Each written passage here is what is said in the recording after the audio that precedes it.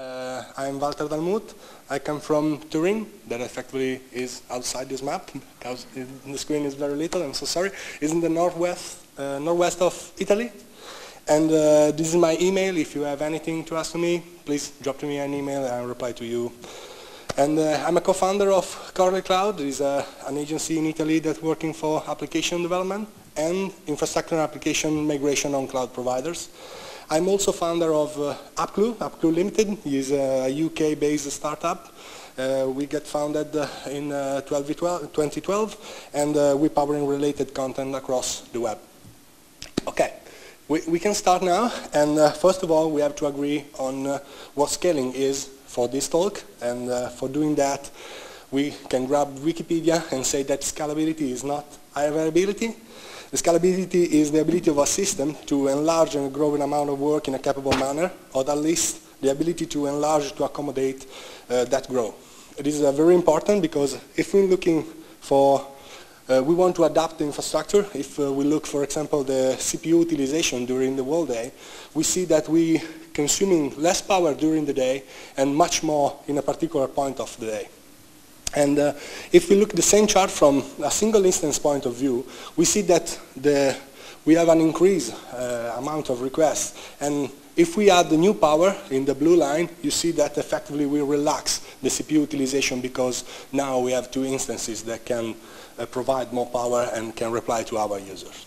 And if we think of it, provisioning by ourselves hardware or provisioning new instances, if we're doing this in a fixed way, we have to provide at least the biggest spike during the day or during the month, and we have to provide a lot of resources in order to do this.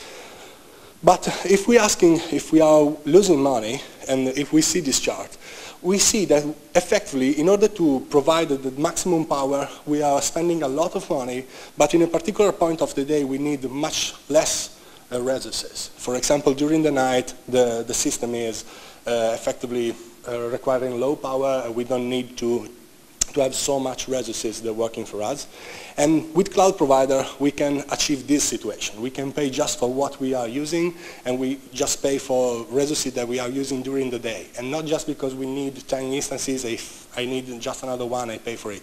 We can adapt the load average during the day dynamically. And Elastic Beanstalk from AWS can help us to do this. Effectively, Elastic Beanstalk will focus on three main chapters that are load-balanced web applications that we will focus on now, or single instances web application where just one instance is running, and also queue daemons, consumers, and this kind of stuff. So it can be useful for these particular things. We will focus on load-balanced web application. If we get a typical infrastructure for cloud providers, we can see something like this. And we see an elastic load balancer that can drive requests to instances, to EC2 instances that are our virtual machines. We have databases, we have cache layers, we can provide static images and something like this via S3 or any other scalable static content repository. And the point of auto-scalable infrastructure is effectively that during the day, I want to impress you with special effects. And during the day, our infrastructure changes continuously because if we need more power, something happens in the infrastructure and new instances are created. And if there are low power, if we need low power, instances are removed. And this happen dynamically, effectively during the whole day, because thanks to cloud provider, we pay just for what we use. In terms of hours, we can increase the number of instances. We pay for 10 instances and for just 1 hour is different than provisioning hundreds of instances for a single month. This is one of the biggest and interesting points about cloud providers. And how we can do that? We do that thanks to metrics and thresholds. If we monitor a single metrics, for example, the CPU utilization, we will check the CPU utilization of a group of servers that are collecting all metrics together. We see that when we go up the 80%, for example, of percentage of CPU, new instances come along to us, and the result is that metrics are relaxed because now we have much more power. And if there are too too much instances, those instances are removed, and you see that the CPU increase again, and if we cross the upper threshold, again, new instances come in place, and the result is that we want to stay between these two lines. There are thresholds that we want to use in order to stabilize our system and to provide the right power to our application. In order to guarantee response timing, we want to guarantee anything, we can use this threshold in order to achieve these results. It is a very interesting, and with auto-scalable infrastructure, we have also few problems that we have to address that before maybe we don't have, now we have to address now. Sorry. For example, how we can manage application upgrades. If instances, we create instances and remove instances dynamically, we have to manage application upgrades, because if our infrastructure provides a different version of the same application, it could be a very big problem, because maybe we have a feature in a single instance and this feature is not present in another instance. This is effectively a very big problem, and we have to address it, because we have to ensure that new instances can install the same version of the already present instance, and so on. We also have a problem during the monitor, because effectively we create and remove instances dynamically, and we have to understand how to monitor server and to manage it, and so on. The same for the server configuration. We have to find a way to deploy the same server configuration along the group, because with dynamic group is not always simple to provide the same upgrades to all instances. And how we can manage logs. Collecting logs from different instances is not so simple. If we create and destroy instances dynamically, again, is not simple at all. And we can find a lot of this kind of feature because we have a dynamic system that change continuously. It is effectively not simple to address this kind of stuff, and we can do this with Elastic Beanstalk. Elastic Beanstalk have a particular interface that is not complete now, and I show to you in a little demo at the end of the talk. But effectively in this screen, you don't see a little menu on the left that we will see at the end of the talk, but this is the main dashboard. You see the global status of our application. This green means all is fine, the application is working, and so on. If you see the running version of the application, and you see the environment, that we are running Docker containers in our infrastructure that we see now. And in the bottom part, you see the recent event list. Every time something happening in our infrastructure, an event is triggered, and we can see how many events we have, how many particular stuff happening in our infrastructure. And from the, if you want to manage the configuration of our application, we see using the left menu bar that you don't see before, I'm so sorry. And if, for example, if you want to configure our system, you can go to the link configuration, and you can set up your infrastructure directly using a web interface. And from this box, you can see that you have a tab dedicated to scaling policies, instances, notification, software configuration, deployment and updates, load balancing, the virtual private cloud section. You can configure a lot of parameters that we will focus on scaling now, just in order to understand how it can be simple to set up the auto-scaling group on AWS. And for example, you see that you are using an environment, load balancing environment. You have a first section about auto-scaling, where you can configure the minimum amount of instances that you want to run every time. For example, you want to provide always 4 instances for your web application, because you want to provide high availability or with the auto-scaling features. And the maximum instances count. For example, you want to provide at maximum 20 instances and no more than this, because otherwise something is strange, because I don't want to provide so much power. And you can set up different triggers in the scaling triggers. For example, you want to monitor the CPU utilization instead of the network. You want to scale in using CPU metrics. And you can do this directly using the web console from AWS. Sorry. You can manage logs always directly in the web console. Automatically, Elastic Beanstalk connected to every instance and provide to you 1 log file per instance that you have running in a particular time. You have also a monitor that you can collect different metrics already provisioned by Amazon Web Services and the Elastic Beanstalk platform. You can check all things directly in this monitor, and you can manage also the application deployments. For example, you can create different versions of your deployment, of your application. You can deploy in Elastic Beanstalk. Elastic Beanstalk keep all of these versions for you, and you can select a running version, and you can also roll back to a previous one in a very simple way, because you can just use this particular web interface. All of this stuff are also available using APIs from AWS. You can use the PHP SDK in order to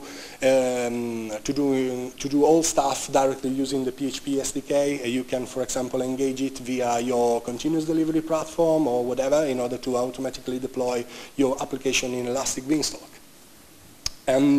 Elastic Beanstalk is also a multi-environment per application system. You can deploy different environments for your application. For example, this is running 2 environments for the same application. One is for production, for example, and another one is for testing. You can run the same environment for production and for testing. You have also another feature that you can swap URLs, and you can, running, for example, the left for production, you can create some upgrades in your environment, and you can swap URL of these 2 environments in order to migrate your infrastructure to another one in a simple way. And this is a very powerful tool. You can also doing different stuff, for example, applying blue-green strategies in order to deploy a welcome page or something in order to change the environment dynamically. It's a very interesting feature, and you can use it for several tasks. And now we can check the application deployment, how Elastic Beanstalk take care of your application. And mainly, Beanstalk using a zip artifact and create an archive in a zip format. You can deploy it, and Elastic Beanstalk just unpack it in your environment. It means that if we have an instance, it just take a zip artifact and unpack it into this instance. Effectively, Elastic Beanstalk doing this is not the only way. For Elastic Beanstalk, you can also use a git push style for deploying your application. But I prefer this method because if you engage Elastic Beanstalk from your continuous delivery system, you can use, for example, Jenkins in order to build this artifact with all the dependency already in the zip artifact, and you can deploy it in Elastic Beanstalk. And of course, you can interact with the container, with the instance, using YAML definitions, similar to Ansible and SaltStack provisioners, and in order to set up a little bit your environment and not just unpack your application in it. And the deploy cycle of Elastic Beanstalk take care of different things. There is a bigger list than this, but those are points that, in my opinion, are more interesting.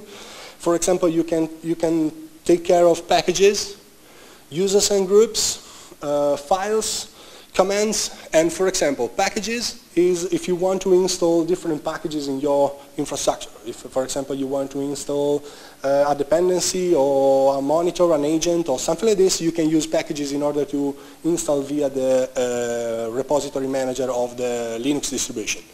You can set up new users and new groups, maybe because your application uses particular users and particular groups in order to doing different tasks. And you can download configuration file or other files that you need for your application. You can run commands. The command section happens before the application and the web server is set up. And you can start and stop services. Maybe you have a monitor agent or a log collecting agent and you want to restart it when you deploy a new application. You can do this using the services section.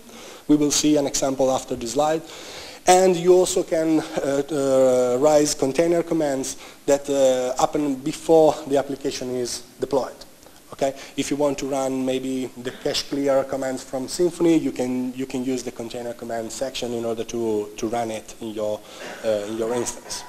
These YAML configuration files are effectively super simple. If you want, for example, to configure the time zone in the PHP instance, you can just create a new configuration file for PHP, and you can place the content directly in your YAML configuration. If you use a little bit Ansible or SaltStack, you can see that effectively is a very similar part, and it's very simple to use. It's so powerful. You can create and set up your environment in a very simple way. For the PHP environment, you can also use other features from Beanstalk, for example, using options and something like this that is not in this presentation.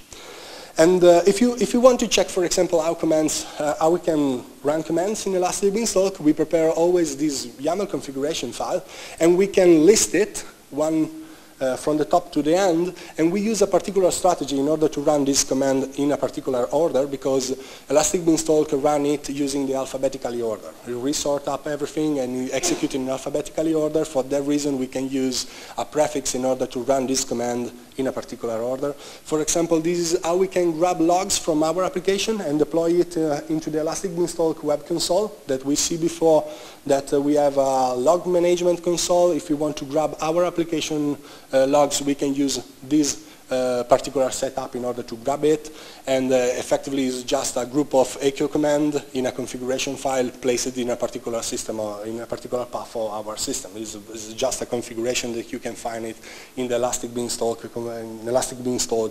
documentation on AWS. It's very, very simple. You understand that Elastic Beanstalk work already with different application containers, and in particular, if you log in your AWS management console and you check, you can see that you can run PHP, Node.js, Tomcat, Java, Python, Ruby containers, and Docker and multi-container Docker infrastructure. We will see Docker now, and there is a new feature. There is a multi-container Docker that is connected with a new service from Amazon Web Services. There is an Elastic Container Service that allows to us to run different Docker containers in the same instance. The container section, that is the old one, allows us to run just one container per Elastic Beanstalk environment. And with the multi-container Docker, we can run different containers in the same instance. And the point is, why is it interesting to using Docker in Elastic Beanstalk if we already have the PHP configuration? We have already different PHP version from 5.3 to 5.6 that is effectively the latest stable PHP configuration. My point of view is that effectively instances that we have in Amazon Web Services are based on Amazon Linux.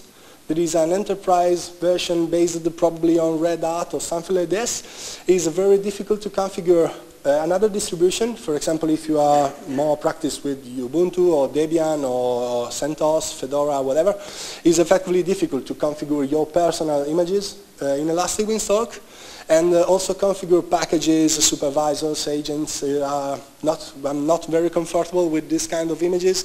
It's also difficult to replicate these instances locally during the development. And you have maybe in the development you use a configuration, and in production you use another configuration because you cannot replicate the Amazon Linux images. And in my opinion, it's effectively stressful. Every time something happens, because when you develop in a configuration, you deploy the production in another configuration, something can happen and it's not so beautiful. Another point, in my opinion, is that the default PHP container allows just one configuration, the Apache mod PHP configuration. So many people don't use this configuration anymore, prefer different configuration. It's effectively super hard to configure another configuration, in my opinion, on Elastic Beanstalk. Thanks to Docker, we can create a new configuration that reflects our expectation, and we can work with it in a simple way. Is super interesting. Another strange point about Elastic Beanstalk is that the deploy cycle changes the application path at the end of the deploy cycle. For example, the application is unpacked into a particular folder, the on-deck folder, and when the deploy ends, this folder is moved in another path. It could be a problem if you have any procedures that uses absolute path, because at the end you are in a different path. For example, Symfony 2 cache warm-up command in the past uses absolute path in order to create this cache information. And if you try to deploy a Symfony application in Elastic Beanstalk, an old version of Symfony application in Elastic Beanstalk, you find different problem because at the end the application never work because create absolute path and the path change during the deploy cycle. This is effectively a big problem. You can address it because you can also use post hooks in Elastic Beanstalk, but it's a little bit tricky. You have to do it manually. It's difficult to test. It's difficult to understand what is happening, and you have to create these steps. That is not very well proceeded. Very beautiful procedure. Sorry. With Docker, we can create a more dedicated setup. We can create whatever we want, thanks to Docker. For example, if you like Nginx and PHP FPM infrastructure, you can create it in a very simple way. You just prepare your container, you can deploy it. The Docker environment is more stable and testable than the default one, because thanks to the Docker isolation, we can prepare the container once, we can use locally, we can use in production. It's effectively super interesting, super stable, it's testable, we can replicate it, is effectively more interesting. All files are uncompressed in just one location. There is nothing that changed in the path during the deploy cycle. It's more stable, also the Elastic Beanstalk behavior. And how we can do this? You know, maybe you probably know that Docker, we can create an environment with Docker using a Docker file. This is the configuration file, and we can just set up a new web server for us. For example, this is a simple Apache mod PHP server configuration. We just install different packages. We can enable different Apache modules. We can expose ports and run commands in order to create this container. Thanks to this configuration, we have a web server running, and we can deploy this configuration into Elastic Beanstalk. If we deploy a zip artifact into Elastic Beanstalk with the container file included into this zip archive, Elastic Beanstalk read the Docker file, create the Docker at runtime, and deploy it for us without any kind of problem. We just prepare the Docker file, and we can provisioning this instance with this configuration. And if we prefer, we can build this configuration, and we can push it where? We can push it in the Docker container registry. This is another interesting service that we can use it. And we can also use automated builds for the Docker container registry in order to have a continuous delivery also for our containers. It's very simple to use. We can provide a more stable and already registered containers. And thanks to the repository, we can share with our developers the container configuration, and we can run it also locally.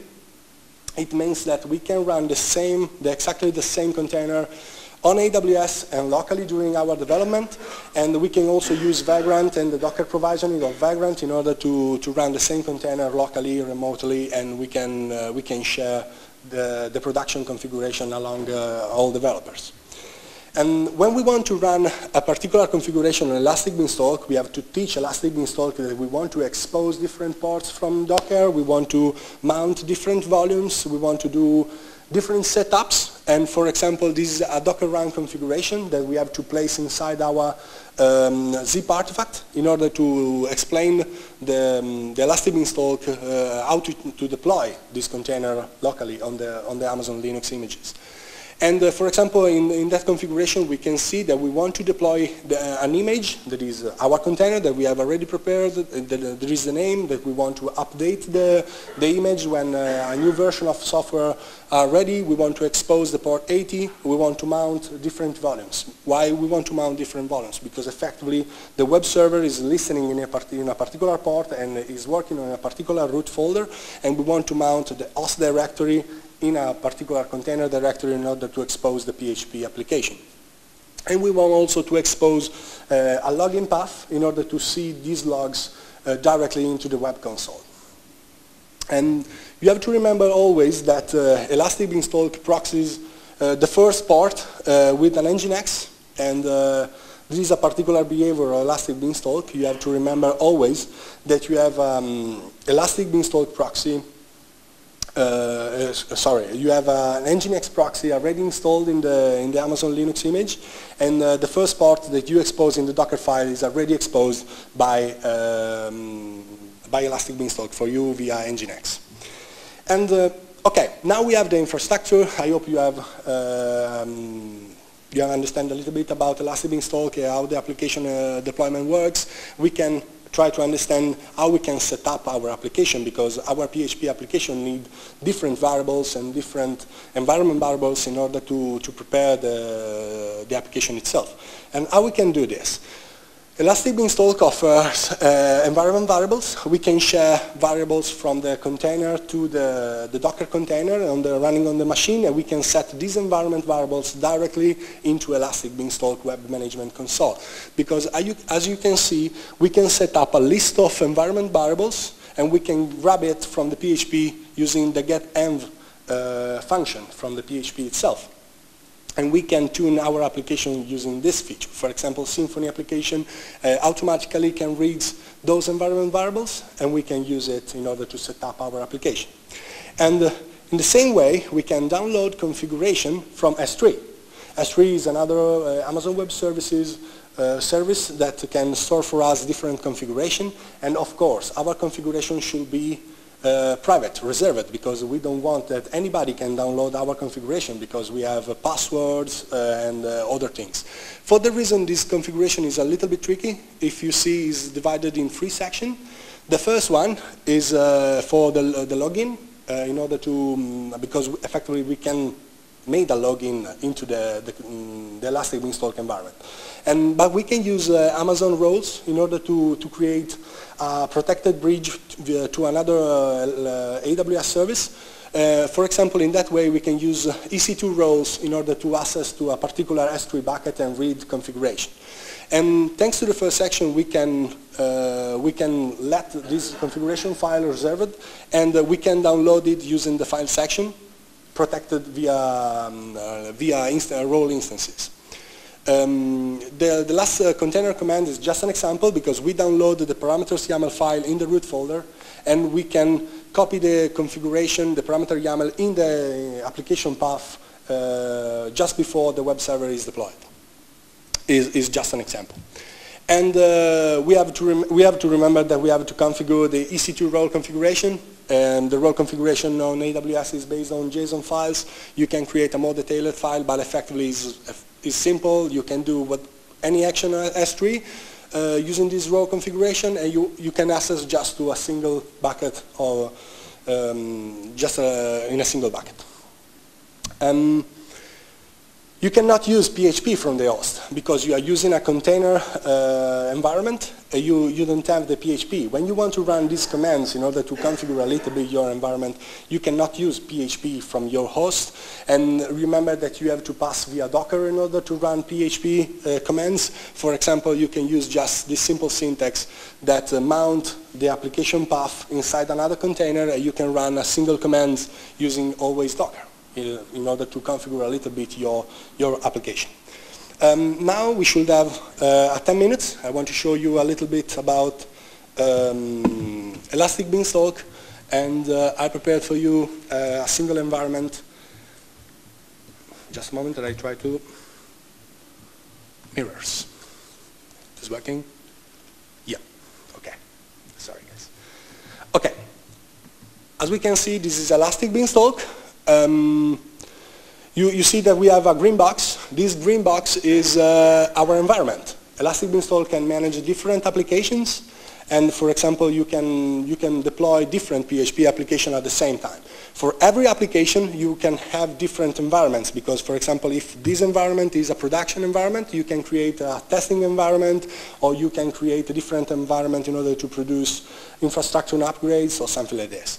If we focus on a single environment, you can see that we have the dashboard, that you see that we are in a green state. It means that all is fine, and we can stay, we can work normally. The application is working at this link. If I click it, I'm sorry, I'm not online. I'm disconnected. Thank you. I grab your phone and bring with me in Italy. Thank you. Remember that I'm Italian. And sorry guys. And okay, the application is running a particular path. You see, it's a very simple application that just shows the Hello World feature, and you see the dashboard. We can upload and deploy a new application version using this panel, and we can also check the configuration section. And with the scaling feature, instances, and notification, you can set up your configuration. For example, if you want to check how many flags you can configure for your auto-scaling feature. For example, you can set that you want a minimum instance count, a maximum instance count. You can tweak these values in order to restrict your group of servers.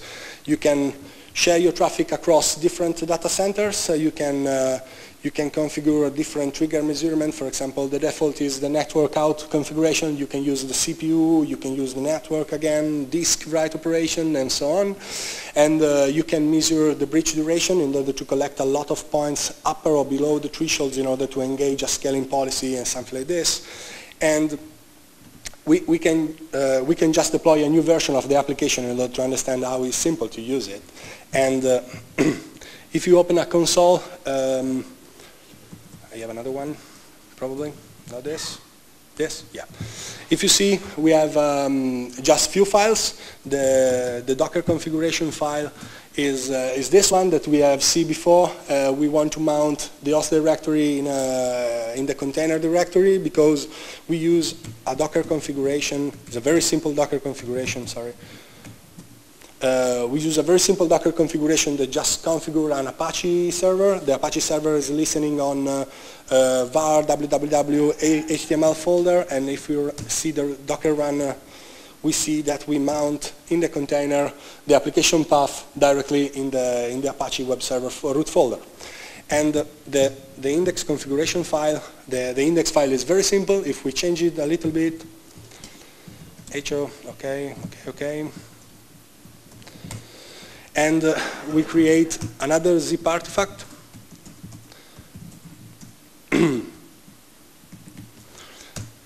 I just run the zip command at the end. You can see a little bit. And we create a zip configuration. And now we can deploy it using the application deployment. You select the application here. We can name the version, for example, directly. And we can also tweak the application batch size in order to deploy this new version without powering off the whole website, in order to deploy the application using a group of server just for the deployment.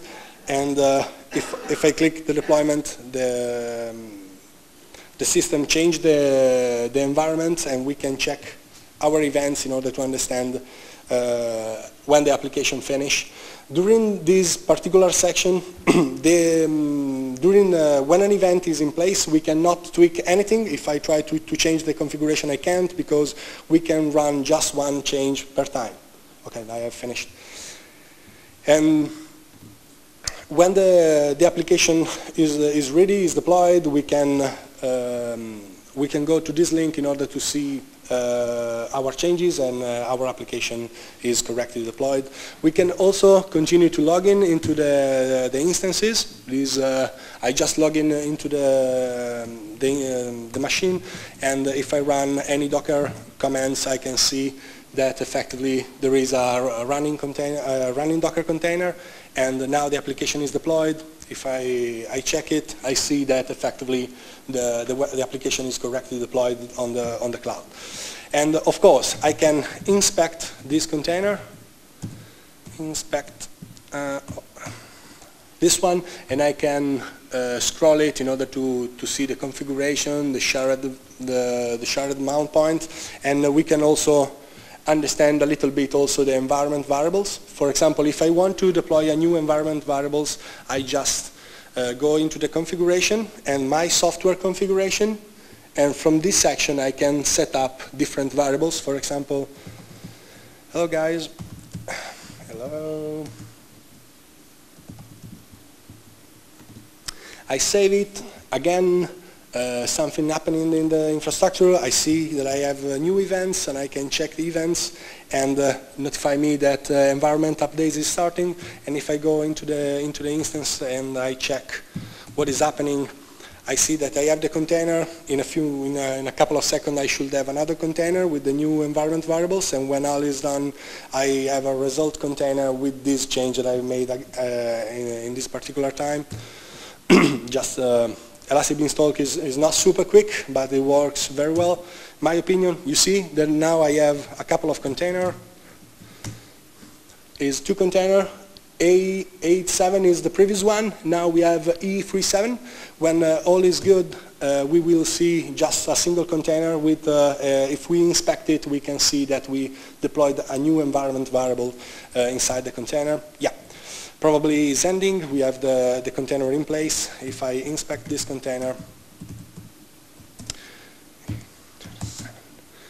you can see that I have, yeah, this one.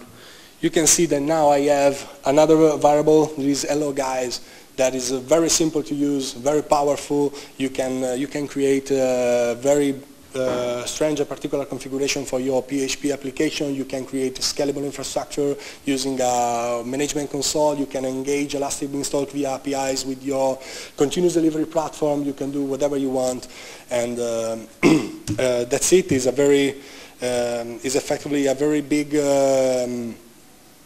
product. You can play with it. Is effectively interesting. We will check just the application is running. Yeah, the application is running. You can see that it is working, and that's it.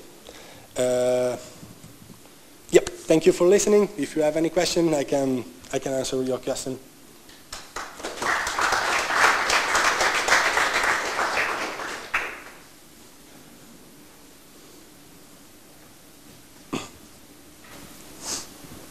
Thank you for the presentation. I have two questions. How do you manage when you have two kind of software like a web server on a database? Do you have to put everything on one Docker file? Is EBS handling orchestration? How do you manage it? Okay. When we typically Elastic Beanstalk focus just on this section, just this one.